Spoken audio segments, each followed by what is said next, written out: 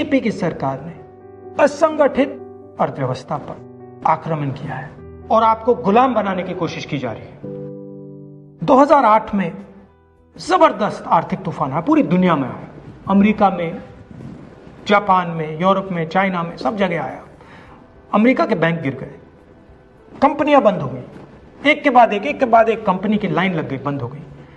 Europe के bank गिरे, मगर हिंदुस्तान को कुछ नहीं हुआ।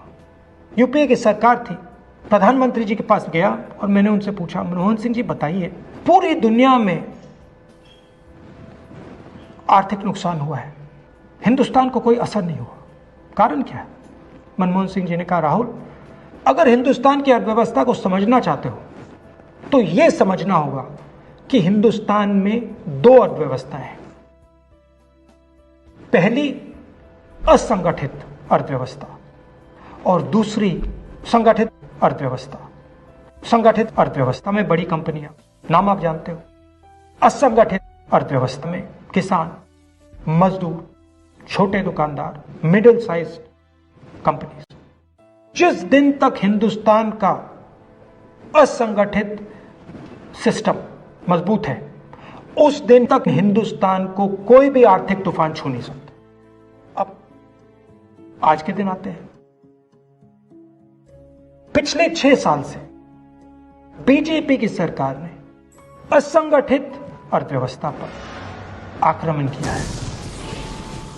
3 बड़े उदाहरण तो मैं आपको अभी दे देता हूं। नोटबंदी,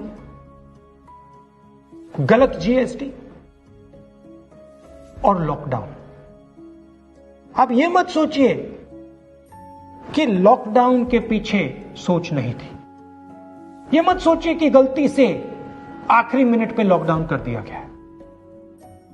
इन तीनों का लक्ष्य हमारे इनफॉर्मल सेक्टर को खत्म करने का है।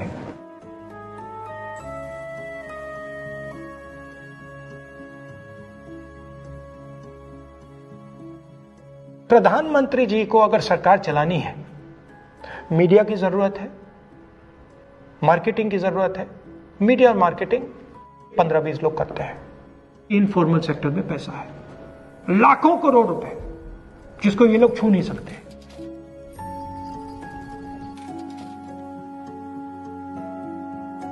इसको ये लोग तोड़ना चाहते हैं, पैसा लेना चाहते हैं। इसका नतीजा आएगा। नतीजा यह होगा कि हिंदुस्तान रोजगार पैदा नहीं कर पाएगा। क्यों? क्योंकि इनफॉर्मल सेक्टर 90% से ज्यादा रोजगार देता है।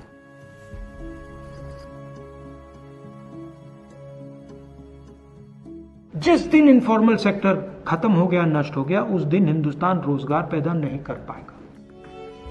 आप ही इस देश को चलाते हो, आप ही इस देश को आगे ले जाते हो, और आपके खिलाफ साजिश हो रही है। आपको ठगा जा रहा है और आपको गुलाम बनाने की कोशिश की जा रही है। हमें इस आक्रमण को पहचानना पड़ेगा और पूरे देश को मिलकर इसके खिलाफ लड़ना पड़ेगा।